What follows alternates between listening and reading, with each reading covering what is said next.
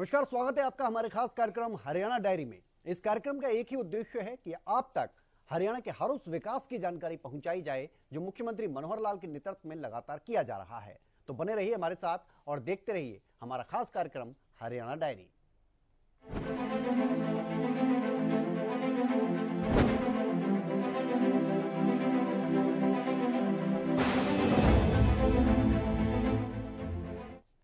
तो मुख्यमंत्री मनोहर लाल के माध्यम से किसानों को एक और सहूलियत मिल चुकी है। कई जिलों में कपास में गुलाबी सुंडी लगने से बहुत नुकसान हुआ था और फसल के आकलन के लिए हरियाणा सरकार ने 1 अक्टूबर से ई क्षतिपूर्ति पोर्टल खोलने के आदेश जारी कर दिए हैं। किसान जो अपना नुकसान है वो इस पोर्टल पर दर्ज करवा सकते हैं और किसानों को इससे बहुत बड़ी राहत मिलेगी।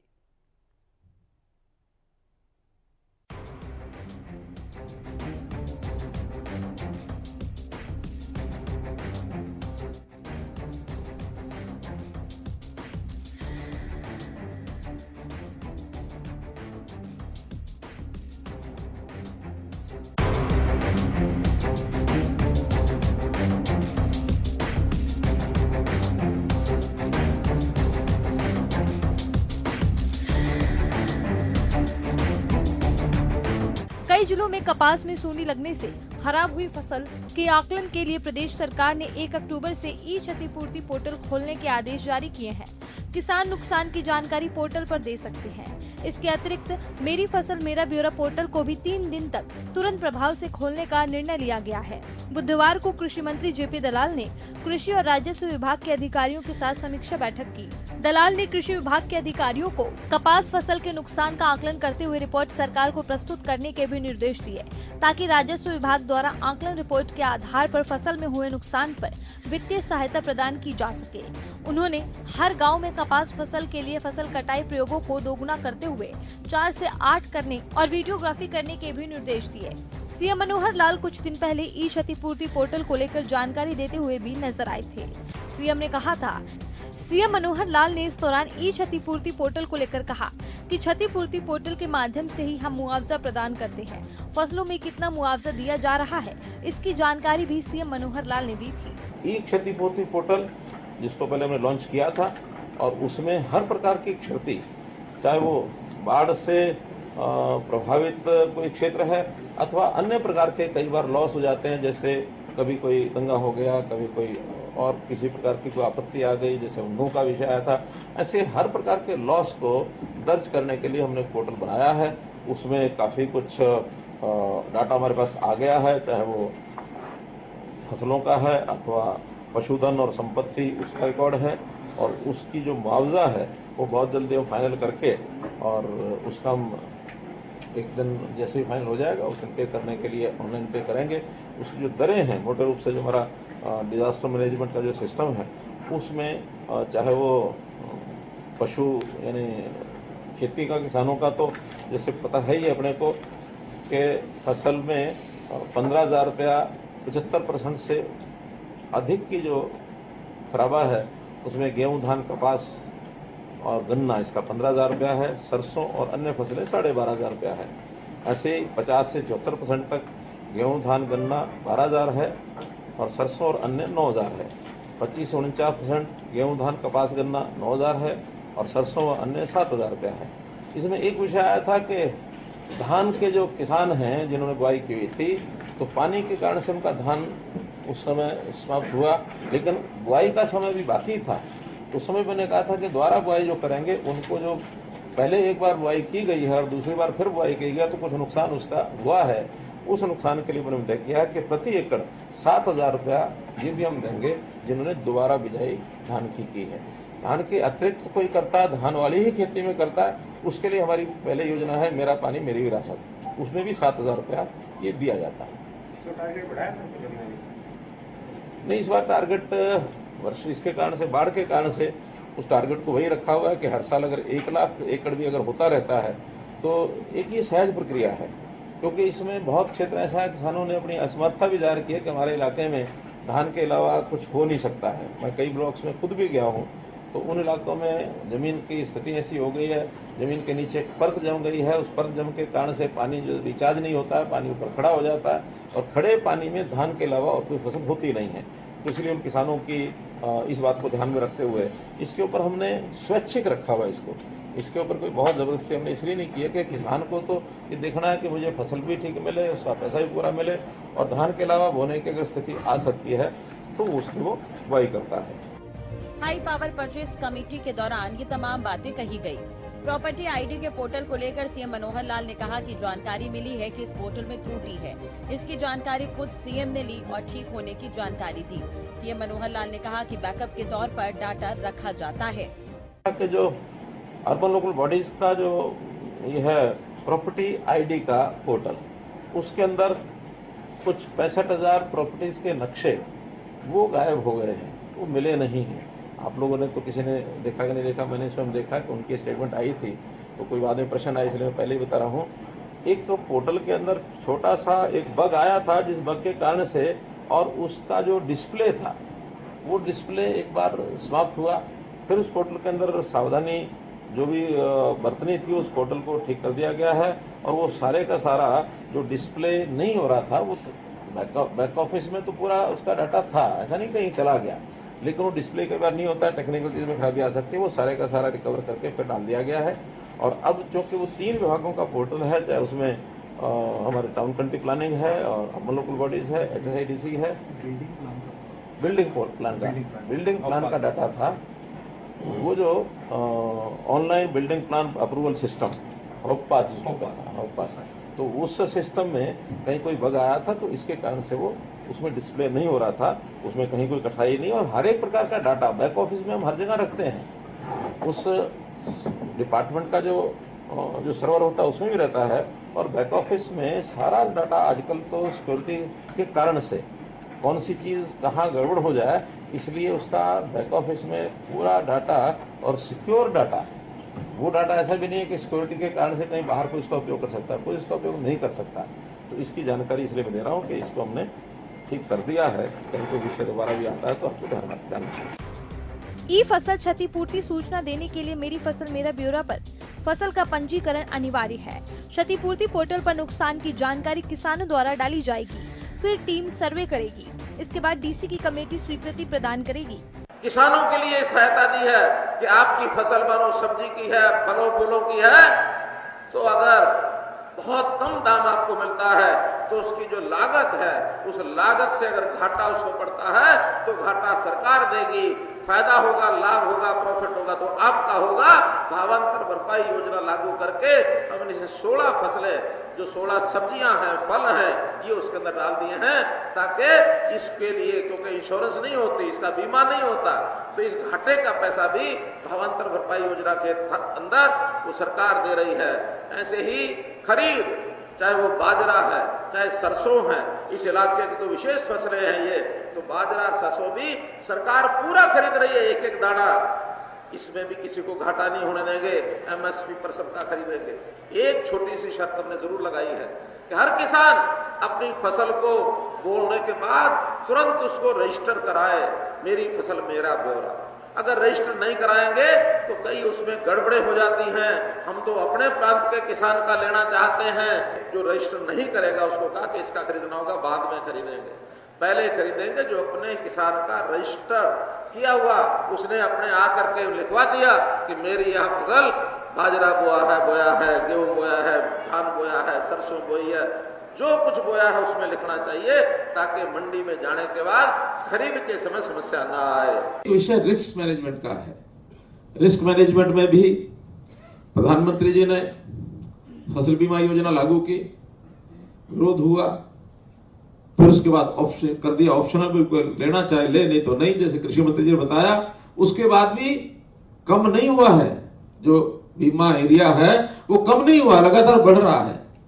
उसका एक कारण है कि लोगों को पता लग गया कि अगर नुकसान हो गया तो ये हरियाणा ही है जो 12,000 रुपये एकड़ देती है सरकार, बाकी प्रदेश वो भी नहीं देते, वो भी 4,000 5,000 रुपये एकड़ देते हैं।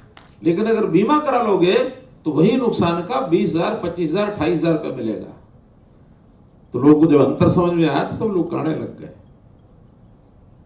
इसलिए रिस्क मैनेजमेंट के भी जो काम है उसमें भी आज हमको उसी प्रकार से योजनाएं बनानी पड़ेगी कि किस चीज में बीमारी, कौन सी फसल में बीमारी ज्यादा लगती है, कहाँ प्राकृतिक चीजों से शायद हम लड़ाई नहीं कर पाएंगे, लेकिन जो अपने हाथ में उन चीजों को तो हम ठीक कर ही सकते हैं कि ये चीज ऐसी है जिसके कारण से हमारे खेत में ये नुकसान हो सकता है, उस नुकसान से कैसे बचा जा सकता है।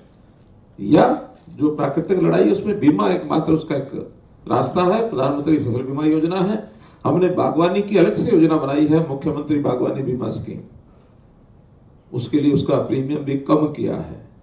तो इसलिए बागवानी के नाते से हमको वो करना चाहिए।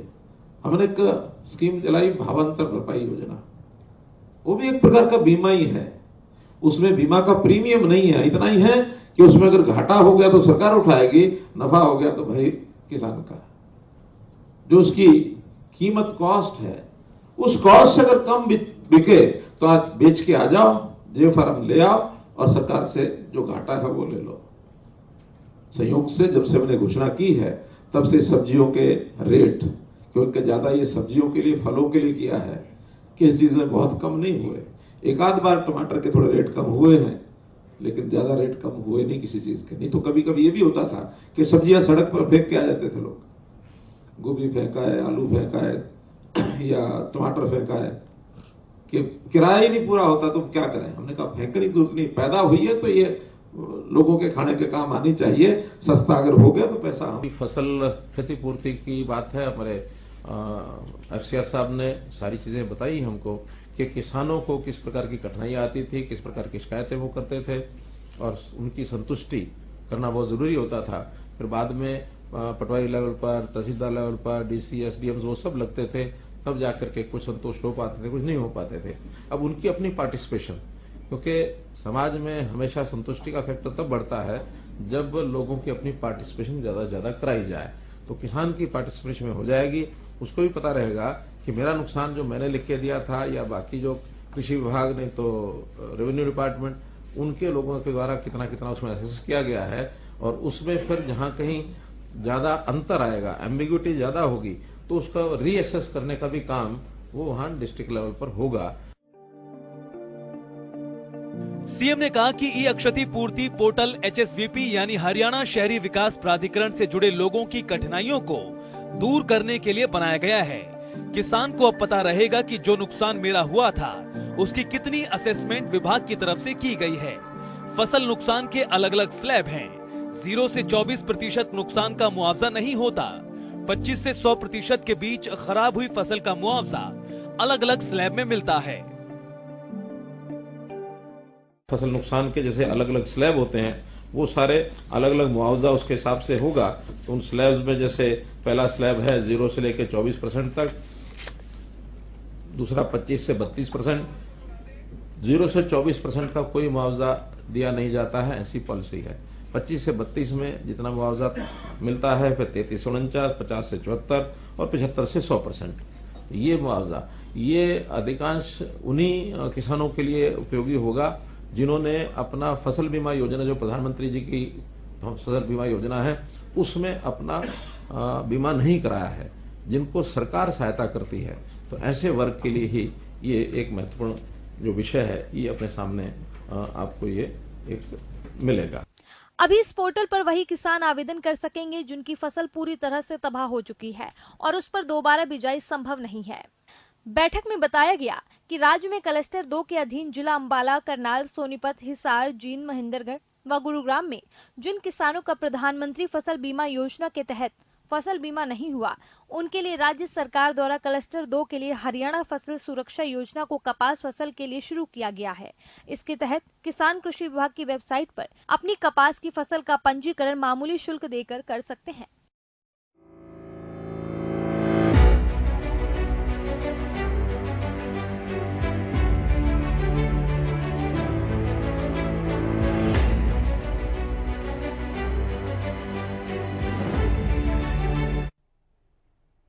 वहीं मुख्यमंत्री मनोहर लाल न सिर्फ सामाजिक अभियान चलाते हैं बल्कि उनमें अपनी सक्रिय भूमिका भी निभाते हैं। सीएम मनोहर लाल ने करनाल शहर में एक दिन के लिए ट्रैफिक कम करने के लिए 1 सितंबर को कार फ्री डे मनाने की घोषणा की थी और मंगलवार के दिन वो खुद कार में सफर करते नजर नहीं आए, बल्कि एयरपोर्ट तक वो खुद बाइक दौड़ाते हुए नजर आए और एयरपोर्ट पहुंचे।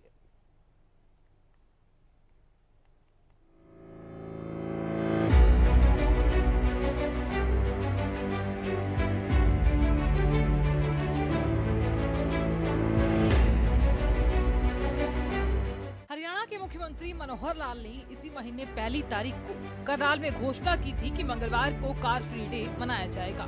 उनकी तरफ से कहा गया था कि इस पहल के तहत सभी सरकारी अधिकारियों को मंगलवार को साइकिल से यात्रा करनी होगी। इस दिन वो खुद भी साइकिल चलाते हुए दिखाई दिए थे। ये वही दिन था जब करनाल से नशा मुक्त हरियाणा के लिए साइक्लोथॉन की शुरुआत की गई थी। इस दिन मुख्यमंत्री मनोहर लाल ने करनाल में मंगलवार को कार फ्री डे घोषित किया था, जिसके बाद अब वो खुद भी मंगलवार को इस अभियान में सक्रिय भूमिका निभाते हुए नजर आए।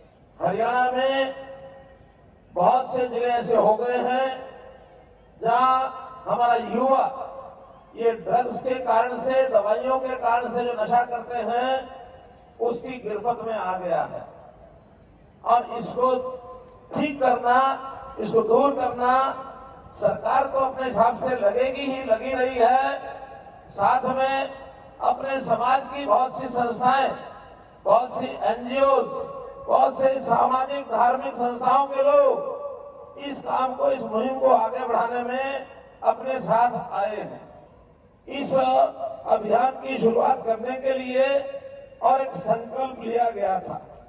मेरे अपने आवास पर सबसे पहले हरियाणा प्रदेश के साधु संतों ने आकर के ये कहा कि ये एक ऐसी बुराई पैदा हो गई है, जड़ से मिटाने के लिए जो उनसे बन पड़ेगा उन्होंने कहा हम बनाएंगे। प्रदेश भर के सैकड़ों ऐसे साधु सन्यासी संत अपने अपने आश्रमों से इस अभियान को शुरू कर रहे हैं। दरअसल सीएम मनोहर लाल को अमृतसर जाना था। अमृतसर जाने के लिए सीएम मनोहर लाल ने करनाल एयरपोर्ट तक कार से सफर नहीं किया।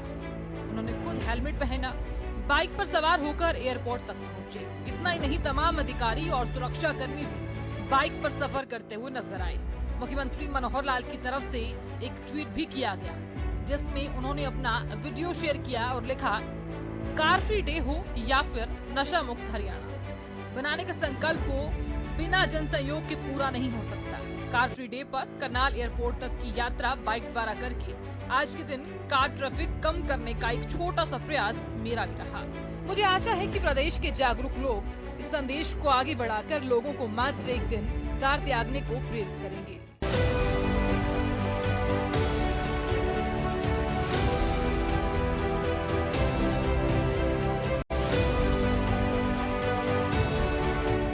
करनाल में हर मंगलवार को कार फ्री दे रहा करेगा। सीएम मनोहर लाल का ये रूप कई बार देखने को मिला है। कई बार सीएम मनोहर लाल साइकिल चलाते हुए नजर आए हैं। सीएम मनोहर लाल अगर कोई कार्यक्रम में शामिल होते हैं तो बराबर एक्टिविटी में हिस्सा लेते हैं। राहगिरी कार्यक्रम की बात अगर करें तो सीएम मनोहर लाल खुद कहते हैं कि राहगिरी को अपने जीवन में अपना लेना चाहिए। बता दें कि हरियाणा ऐसा पहला राज्य है जहाँ सभी जिलों में राहगिरी आधिकारिक तौर पर लागू की गई है। करीब 5 साल पहले 17 नवंबर 2013 को हरियाणा के गुरुग्राम से अभियान शुरू हुआ था। 1 अक्टूबर से दोबारा राहगिरी कार्यक्रम का आगाज होने जा रहा है। सीएम मनोहर लाल कितने एक्टिव होते हैं कुछ तस्वीरों के जरिए आपको दिखाते हैं। चाहे साइक्लोथॉन हो या फिर विश्व साइकिल दिवस, सीएम मनोहर लाल साइकिल चलाते हुए स्पॉट में थे।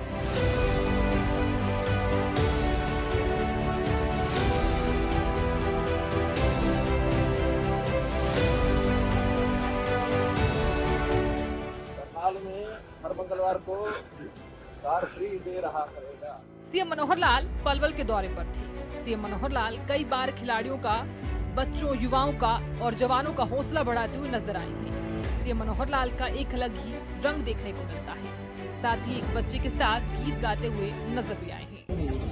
धरती की शान तो भारत की संतान, तेरी मुट्ठियों में बंद तूफान है रे, मनुष्य तू बड़ा महान है, बोल मत मनुष्य तू बड़ा महान है। अब मैंने बिना ढोले से सुना। रैली में साइकिल चलाने वालों में काफी उत्साह देखने को मिला है। कई स्थानों पर सीएम ने भी साइकिल चलाई है। इनमें 64 से 66 तक के साइकिलिस्ट भी शामिल रहे हैं। सीएम ने कहा कि भले ही साइक्लोथॉन का समापन हो गया हो, लेकिन नशीली दवाइयों की लत के खिलाफ लड़ाई अभी खत्म नहीं हुई है। इस सामाजिक बुराई को पूरी तरह से खत्म करने के लिए सार्वजनिक जागरूकता के प्रयास कम से कम 1 साल तक जारी रहने चाहिए। इस मौके पर सीएम मनोहर लाल ने रैली में भाग लेने वाले युवाओं के प्रति आभार व्यक्त किया है और नशीली दवाओं की लत से निपटने के लिए उनके प्रयास की सराहना की है।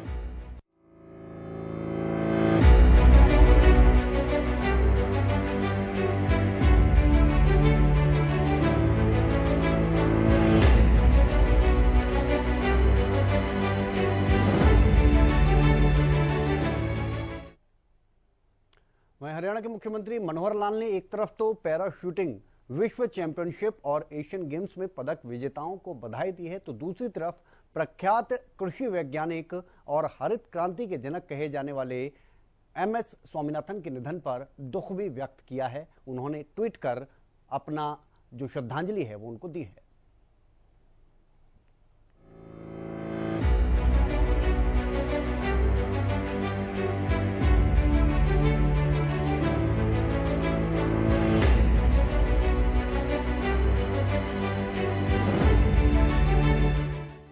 हरियाणा के खिलाड़ी अलग अलग खेलों में लगातार बेहतर प्रदर्शन कर रहे हैं और इसी क्रम में प्रदेश के मनीष नरवाल ने लीमा में आयोजित पैरा शूटिंग विश्व चैंपियनशिप में पुरुषों की 10 मीटर एयर पिस्टल स्पर्धा में स्वर्ण पदक जीता। वहीं इसी के साथ नरवाल ने पेरिस 2024 पैरालंपिक खेलों के लिए भी क्वालिफाई कर लिया है। सीएम मनोहर लाल ने सोशल मीडिया प्लेटफॉर्म X पर नरवाल को बधाई दी है। एशियन गेम्स में पुरुषों की 10 मीटर एयर पिस्टल टीम स्पर्धा में शानदार जीत हासिल कर स्वर्ण पदक अपने नाम करने पर भारतीय निशानेबाज शिवा नरवाल, सरबजोत सिंह और अर्जुन सिंह चीमा को भी सीएम मनोहर लाल ने शुभकामनाएं दी। सीएम ने X पर विजेताओं की फोटो भी शेयर की। आज अपने बेटे पे बहुत गर्व है जी। उसके बाद उसके डैडी का उसके ऊपर बहुत बड़ा हाथ है। उसके बाद उनके कोच हैं जी, जो उन्होंने अब तक इनका साथ दिया जी। वहीं भारतीय हरित क्रांति के जनक, पद्म विभूषण से सम्मानित और प्रख्यात कृषि वैज्ञानिक श्री MS स्वामीनाथन जी के निधन पर सीएम मनोहर लाल ने दुख जताया। उन्होंने सोशल मीडिया पर पोस्ट करते हुए लिखा कि यह भारतीय कृषि जगत के लिए एक अपूर्णीय क्षति है। उन्होंने अपनी पोस्ट में लिखा कि उच्च उपज देने वाली फसल की किस्मों और आधुनिक तकनीकों को विकसित कर कृषि उत्पादन को उन्नत बनाने में स्वामीनाथन का अतुलनीय योगदान रहा, जो कि सदैव याद किया जाएगा। सीएम ने ईश्वर से दिवंगत आत्मा को शांति और इस दुख की घड़ी में शोकाकुल परिवार को संबल प्रदान करने की प्रार्थना की। हरियाणा न्यूज की रिपोर्ट। तो मुख्यमंत्री मनोहर लाल के कुशल नेतृत्व में हरियाणा प्रदेश लगातार विकास की ओर अग्रसर है और ऐसे में हरियाणा का हर वर्ग सरकार के कार्यों से काफी संतुष्ट नजर भी आ रहा है, क्योंकि हरियाणा सरकार का भी एक ही मकसद है कि प्रदेश के अंतिम व्यक्ति का भी विकास किया जा सके। फिलहाल हमारे खास कार्यक्रम हरियाणा डायरी में आज के लिए इतना ही। आप देखते रहिए हरियाणा न्यूज।